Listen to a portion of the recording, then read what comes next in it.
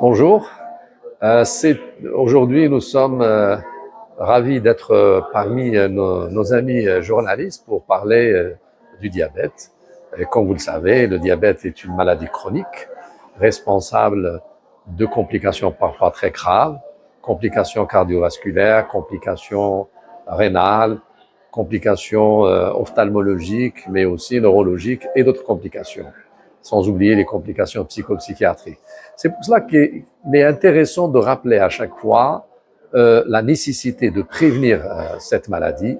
L'idéal, c'est d'éviter de tomber malade, mais si on est diabétique ou on a une maladie qui vient d'être découverte, l'idéal justement c'est d'atteindre ce qu'on appelle aujourd'hui les objectifs thérapeutiques, c'est-à-dire avoir un bon équilibre glycémique. Et l'objectif, c'est quoi? C'est d'éviter ou retarder au maximum l'apparition des complications. Parce que plus on retarde des complications, et mieux c'est, parce qu'on va éviter à la fin l'handicap. Parce que si on ne traite pas correctement notre patient et on ne l'équilibre pas correctement, on aura des complications. Et ces complications vont aboutir à la fin, donc à l'handicap.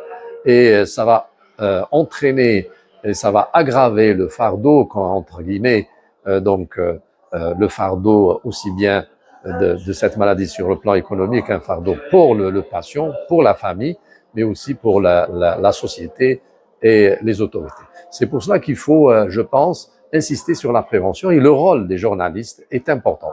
Il faut insister sur la prévention, c'est-à-dire éviter la maladie. Si on est malade, éviter le maximum l'apparition de complications et avoir, bien sûr, le bon traitement grâce à ce qu'on appelle aujourd'hui une éducation thérapeutique. On va éduquer le patient, on va lui expliquer, on va l'enseigner comment gérer sa maladie et il devient à la fin, bien sûr, il va devenir autonome, il va gérer il va gérer sa maladie de façon plus rigoureuse et éviter bien sûr l'apparition. Le premier point, c'est d'abord lui expliquer sa maladie. C'est quoi le diabète?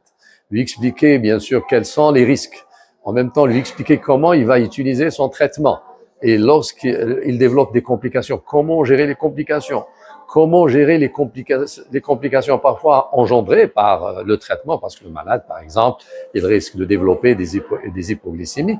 Comment se comporter devant une hypoglycémie, mais surtout comment la diagnostiquer précocement?